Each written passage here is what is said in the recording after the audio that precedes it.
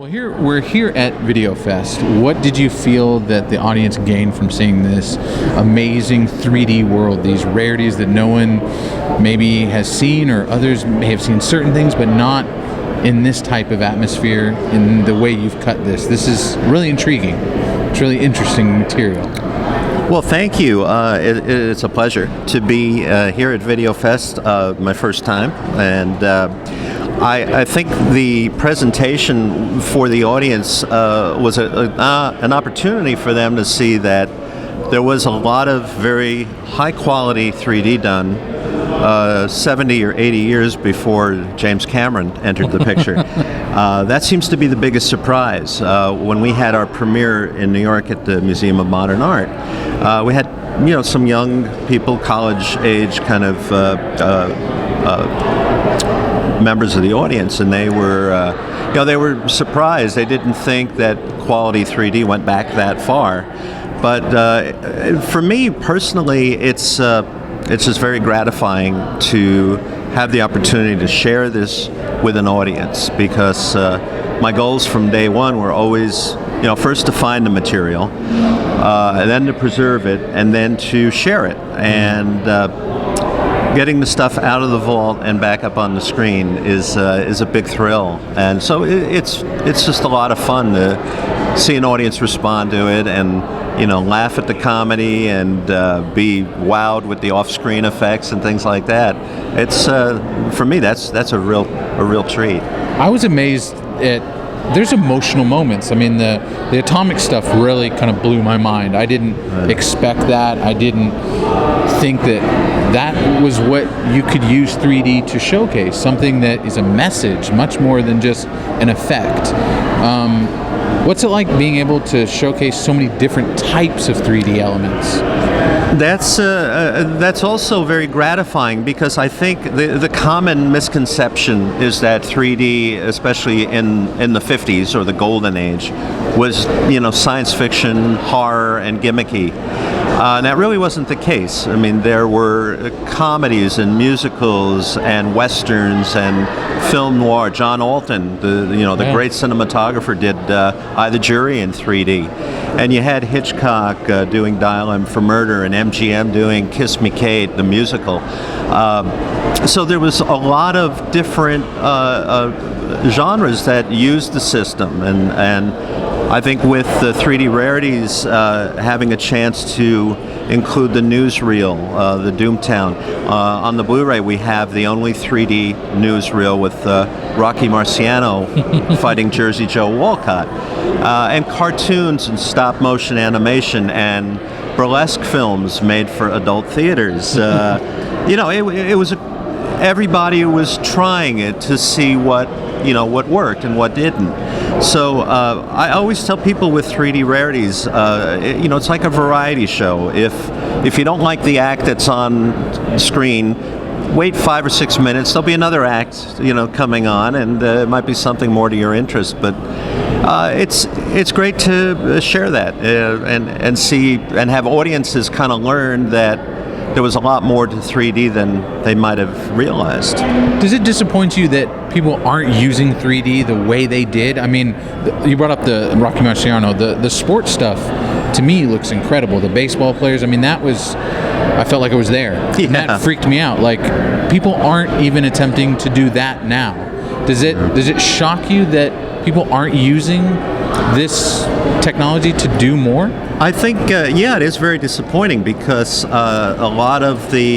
most of the current productions from the last 4 or 5 years are extremely conservative with the 3D.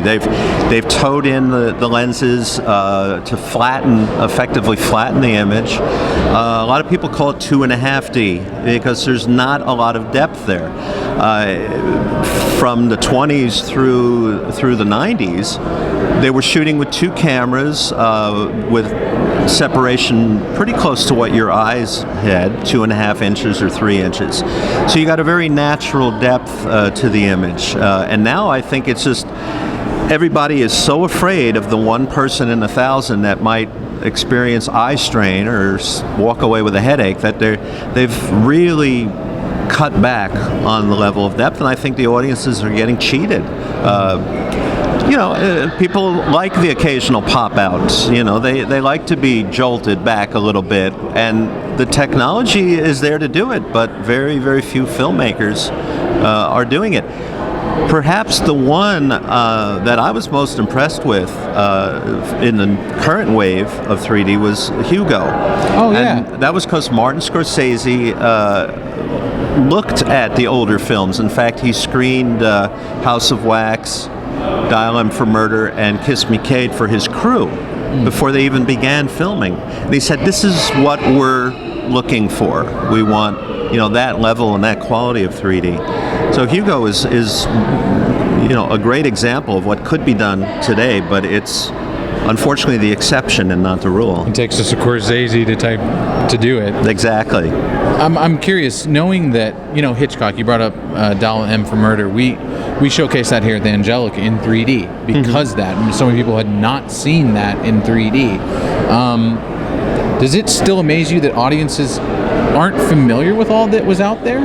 That it's shocking. There's not a lot of information, and there's a lot of misinformation out there. For instance, one of the most common myths for the last several decades is that all of the pre-1980 3D was in the red and green anaglyph system, and Roger Ebert has said it, and people in all these internet chat rooms, well, Roger Ebert said it must be true, and no, it's really not.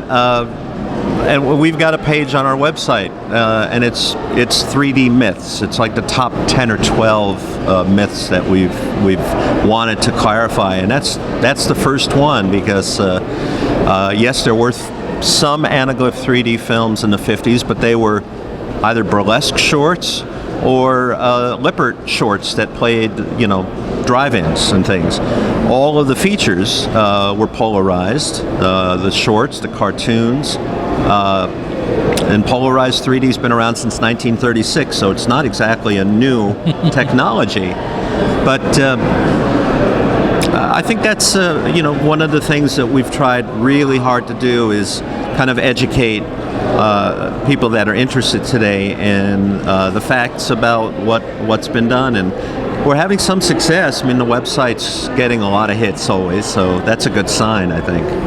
Where do you see 3D in 10, 15 years? Like, what is your hope, and where do you honestly think it'll be? I would hope that filmmakers would get back to being a little more aggressive with it. I know a lot of people are hoping for Glassesfree 3D.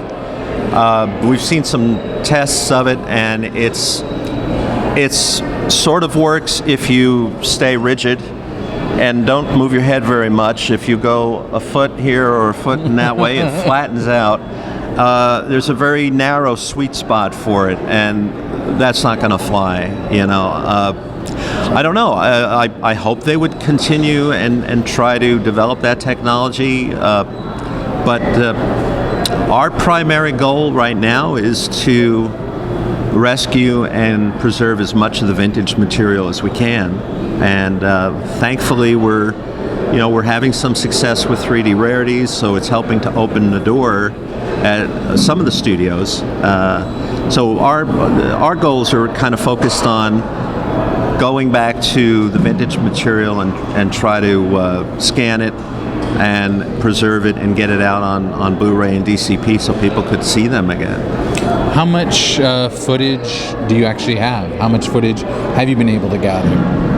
Well, we have probably another hour or two of kind of odds and ends that could be put into another rarities collection, but we did really want to make this first one the best it could be, so it's really the cream of the crop. If we went with some of the outtakes for a second set, it would be a little anticlimactic, I think. But there's great stuff at the studios. For instance, Universal has several musical shorts, including the one with Nat King Cole. Columbia's got some Three Stooges shorts. There's a Bugs Bunny cartoon at Warner's, Popeye cartoon. Disney's got some, including a Donald Duck. Things that we would love to be able to license and get out there. It's just cracking that nut at the studios and make them realize that the material should be seen, and they're not going to make a fortune from licensing it. So what's the alternative? Put this ridiculously high price on it so that no one can touch it, or cut a deal so that at least your film would get preserved and new audiences will get to see it and enjoy it again. Where can people find more information about the film and about what you guys are doing? Well, 3D Rarities is available online at Amazon or Flickr Alley at their website.